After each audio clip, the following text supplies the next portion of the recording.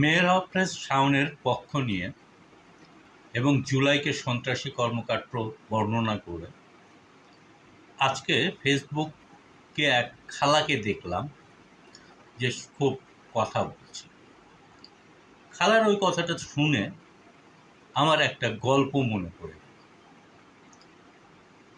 গল্পটা বেশ পুরনো, এখন সেই গল্পটা ততটা খাটবে কি না আমি ঠিক জানি না, বাট গল্পটা আমি মনে করাই দিচ্ছি। আগে বাংলাদেশে প্রচুর পতিতাপল্লী ছিল এবং পতিতাপল্লী পরিচালিত হতো সর্দারনি দিয়ে।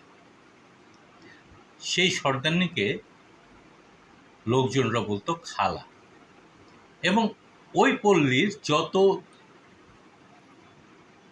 পতিতা আছে তারাও তাকে খালা বা মাসি ডাকত। উনি খালা বলেই পরিচিত, মানে উনি পতিতা সর্দারনি। এরা সুন্দরী হন, ডাক সাইটে সুন্দরী হন এবং স্মার্ট হন।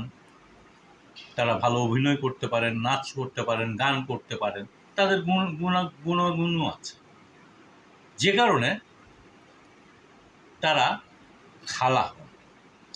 আর খালা হতে গেলে তাদের আরও একটা গুণ থাকতে হয়, সেটা হলো যে প্রচুর অর্থের মালিক হতে হয়।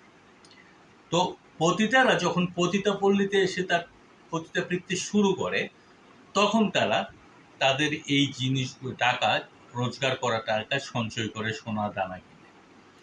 যাকে তো এক পতিতাপল্লীতে ওই রকম একজন খালা ছিলেন, খুব নাম করা সুন্দরী।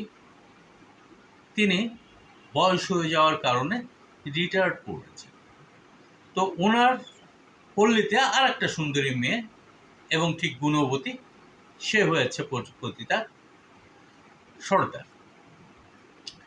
যে পুরনো সর্দারনিকে ওই পরে যে নতুন সর্দার হয়েছে সে করলো কি, তার ভরণ পোষণ, থাকা খাওয়া, ঘর ভাড়া সব কিছু ওই সর্দারনি দিত। এটা পতিতাপল্লীর একটা ট্রেন্ড, যে এই ট্রেন্ড অনুযায়ী, যে পরম্পরা অনুযায়ী খালাদের পরের খালারা দেখভাল করবে।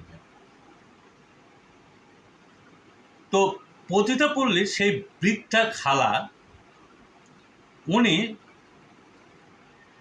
সকালবেলা উঠে পাতক্রিয়াটা করতেন একদম রাস্তার মূল রাস্তায়, প্রবেশ পথে ঢুকেই যে বড় রাস্তাটা পতিতাপল্লীর, তার নর্দমার পাশে বসে ওপেন।